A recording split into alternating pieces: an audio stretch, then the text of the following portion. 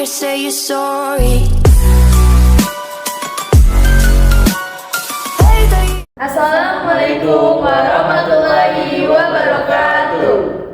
Perkenalkan, kami dari kelompok 5, kelas 12-5 yang akan membahas tentang bab 8, konsep dan fenomena kuantum. Sebelumnya, perkenalkan, nama saya Saskia Oktaviani. Nama saya Nafisa Amanda. Nama saya Lutfi Makarim. Saya Bagas Faisal Akbar. Mari disimak bersama-sama pemaparan dari kelompok kami. Oke, di sini saya akan menjelaskan bab 8 tentang radiasi benda hitam. Yang pertama ada hukum Stefan Boltzmann. Hukum Stefan Boltzmann menjelaskan hubungan antara total radiasi energi yang dipancarkan oleh benda hitam dan suhu benda tersebut. Berdasarkan hukum ini, jumlah energi radiasi yang dipancarkan oleh benda hitam per unit luas dibanding dengan pangkat suhu absolut benda tersebut. Secara matematis, hukum ini dinyatakan sebagai, ini rumus dari hukum Stefan Boltzmann. Yang kedua ada hukum pergeseran Wien. Hukum pergeseran Wien berkaitan dengan panjang gelombang maksimum radiasi yang dipancarkan oleh benda hitam pada suhu tertentu. Hukum ini menyatakan bahwa panjang gelombang maksimum radiasi terhambur, yaitu panjang gelombang di mana intensitas radiasi maksimum berbanding terbalik dengan suhu benda tersebut. Secara matematis, hukum ini dinyatakan sebagai berikut. Nah, ini hukum pergeseran Wien. Lambda max kali T sama dengan C. Jadi kita langsung tulis saja rumusnya kembali. P sama dengan E dikali konstanta dikali A dikali T pangkat 4. Nah, ini kan diketahui ada semua nih. Langsung aja kita masukin ya. 0,6 dikali 5,6.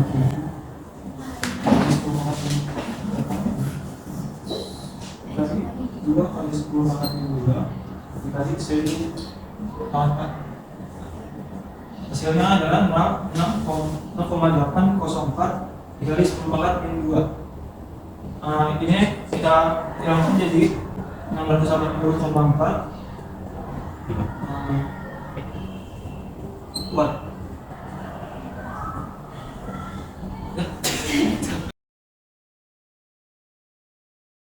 Ya, materi selanjutnya yaitu teori quantum explain.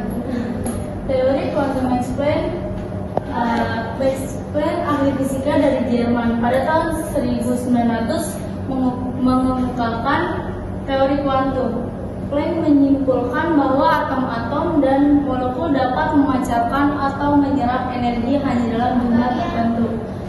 Jumlah atau paket energi kecil yang dapat dipancarkan atau diserap oleh atom atau molekul dalam bentuk radiasi elektromagnetik disebut kuantum. Planck menemukan bahwa energi foton atau kuantum berbanding lurus dengan frekuensi cahaya. Terus ini ada rumusnya ya, energi konstanta kali frekuensi radiasi. Terus salah satu fakta yang mendukung kebenaran dari teori quantum explain adalah fotolistrik yang dikemukakan oleh Albert Einstein pada tahun 1905. Efek fotolistrik adalah keadaan di mana cahaya mampu mengeluarkan elektron dari permukaan beberapa logam atau yang paling terlihat dalam logam alkali. Jadi selanjutnya itu ada materi konsep foton. Cahaya pada gejala harian dikenal sebagai gelombang. Konsep cahaya sebagai gelombang dapat diterapkan untuk menjelaskan peristiwa difraksi, interferensi dan polarisasi. Namun pada interaksi cahaya dengan elektron, konsep ini tidak cukup. Ya, di sini ada rumus foton yaitu H kali C per lambda. Albert Einstein menjelaskan cahaya terdiri atas paket-paket yang disebut foton. Foton adalah partikel dengan massa biak nol yang merupakan kuantum radiasi elektromagnetik. Foton-foton inilah yang diserap dan dipancarkan. Foton adalah partikel elementer dalam fenomena elektromagnetik. Biasanya, foton dianggap sebagai pembawa radiasi elektromagnetik. seperti cahaya, gelombang radio, dan sinar X. Foton tidak bermassa, dan dalam ruang vakum, foton selalu bergerak dengan kecepatan cahaya atau C. Foton memiliki baik sifat gelombang maupun partikel dualisme gelombang partikel. Sebagai gelombang, satu foton tunggal tersebar di seluruh ruang dan menunjukkan fenomena gelombang seperti pembiasan oleh lensa interferensi destruktif ketika gelombang terpantulkan saling memusnahkan satu sama lain. Sebagai partikel, foton hanya dapat berinteraksi dengan materi dengan memindahkan energi. Jadi ini dimasukin ya sama rumus ini. Terus ini dikali 39,8 kali 6,24. Terus pangkatnya ditambah jadi min 2. Nah kan ini karena buat nyoret 10 pangkat min 2 nya itu kasih koma di apa sih di belakang angka gitu. Wah ini 1 tuh 1 2. Jadi hasilnya itu 2,4822 elektron volt. Jadi dibulatin jadi 2,49 elektron volt. Jawabannya itu yang C ya. Selanjutnya ada efek fotolistrik. Efek fotolistrik ini ditemukan tahun 1887 oleh fisikawan Jerman bernama Heinrich Rudolf Hertz. Dan apa sih efek fotolistrik tersebut? Efek fotolistrik tersebut adalah gejala terlepasnya elektron-elektron dari permukaan plat logam yang disinari cahaya dengan frekuensi tertentu.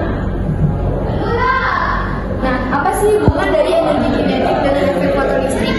Hubungannya adalah besarnya energi potensial yang diberikan oleh sumber tegangan sama dengan energi kinetik yang dimiliki oleh elektron. Faktor yang mempengaruhi efek fotolistrik adalah energi kinetik, di mana setiap partikel cahaya atau foton memiliki energi kinetik. Bisa lanjut dilihat di sini. Transfer energi itulah yang membuat elektron dapat diinginkan dari logam ke efek fotolistrik. Contoh nyatanya itu ada di TV tabung dengan antena. Berikut adalah rumus dari efek fotolistrik. Berikut adalah rumus energi kinetik elektron. Nah, ini adalah contoh soal pada efek fotolistrik.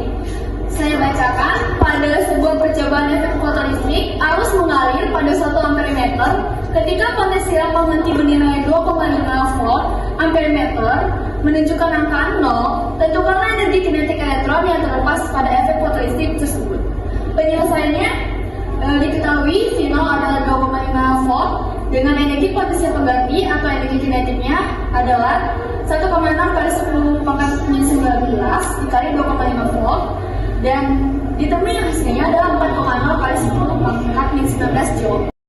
Di pembahasan soal tentang efek fotolistrik disediakan soal suatu logam dikenai sinar ungu yang frekuensinya 10 pangkat 16 Hz.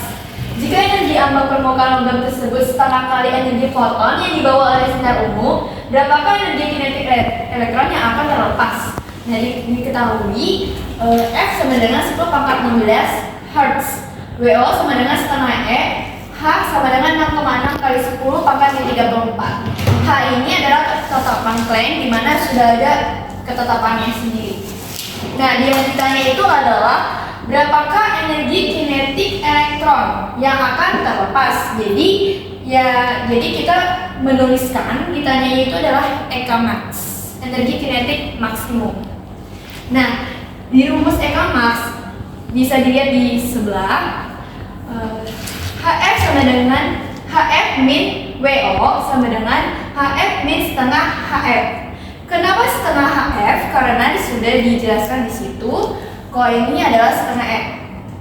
Jadi didapatkan oleh rumus yang tadi di sini bahwasannya rumus ini menjadi setengah HF.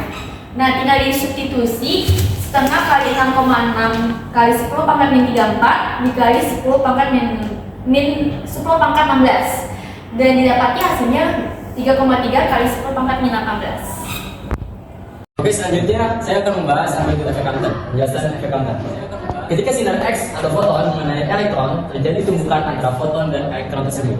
Setelah tumbukan foton kehilangan sebagian energinya kepada elektron dan mengalami perubahan arah, akibatnya panjang gelombang foton menjadi lebih panjang, yang berarti energinya berkurang. Peristiwa ini dikenal sebagai hamburan Hansen. Next. Terus apa sih hasil dari efek Compton? Nah, efek Compton itu menunjukkan bahwa cahaya tidak hanya berperilaku seperti gelombang, seperti yang dijelaskan dalam teori gelombang cahaya, tetapi juga memiliki sifat partikel, yaitu foton yang memiliki momentum. Nah, selanjutnya itu ada rumus efek Compton, di mana delta lambda X dikurang lambda sama dengan H per MC dikali 1 dikurang cos theta, di mana di sini itu lambda aksennya itu panjang gelombang sinar X setelah tumbukan dikurang lambda panjang gelombang sinar X sebelum tumbukan sama dengan H hanya itu konstanta Planck per M-nya itu massa dan elektron, C-nya itu kecepatan cahaya dikurang dikali 1 kurang cos theta. Selanjutnya yang bab kedua itu adalah sifat gelombang pada partikel. Pada sebab ini kita akan mendapatkan penjelasan bahwa partikel memiliki sifat gelombang. Temuan ini diawali dengan sebuah gagasan yang agak bersifat coba-coba. Fisikawan yang mengajukan gagasan itu yaitu seorang berkebangsaan Prancis, yaitu Louis Victor de Broglie, yang lahir pada tahun 1892 dan meninggal pada tahun 1987. Selanjutnya, sebab yang A adalah panjang gelombang de Broglie. Fisikawan Louis de Broglie mengungkapkan bahwa partikel mungkin memiliki sifat gelombang dan sifat partikel. Sifat gelombang elektron juga dideteksi secara eksperimental untuk mendukung saran Louis de Broglie. Nah, ini rumus panjang gelombang de Broglie. Ada lambda H per P sama dengan H per M kali V. Selanjutnya ada sebab yang B itu ada teori ketidakpastian Hansberg. Teori ketidakpastian Hansberg atau prinsip ketidakpastian adalah konsep dasar dalam mekanika kuantum yang diperkenalkan oleh fisikawan Jerman yaitu Werner Hansberg pada tahun 1927. Prinsip ini menyatakan bahwa terdapat batasan fundamental dalam mengukur secara bersamaan dua sifat fisika tertentu dari partikel kuantum. Seperti posisi dan momentum, semakin akurat posisi suatu partikel yang diukur, semakin besar juga ketidakpastian dalam momentum partikel tersebut dan sebaliknya. Selanjutnya ada rumus dari ketidakpastian Hansberg. Ada delta X dikali delta P lebih besar dari H per 4 kali T. Jadi penjelasannya rumusnya yaitu lambda sama dengan H per P. Nah, P ini bisa kita baca lagi nih. Jadi H M per V. Hanya itu tetapan Planck, M-nya itu massa partikel dan V-nya itu kecepatan elektron. Lalu yang kita masukkan ke yang diketahui di sini. Di lambda dengan 6,6 kali 10 4,34 per 9,0 dari 10 pangkat 31 dikali 2,2. Nah, ini ada yang bisa kita coret nih. 6,6 dengan 2,2 kita coret menjadi 3. Lalu ada yang bisa kita coret lagi yaitu 3 dengan 9,6 yaitu 3. Lalu pangkatnya ini kita kalikan. Kalau kalikan itu kan ditambah, jadinya min 1 ditambah 7 yaitu 10 pangkat min 24. Nah, 10 pangkat min 24 ini kita naikkan ke atas menjadi 10 34 ditambah 2,4.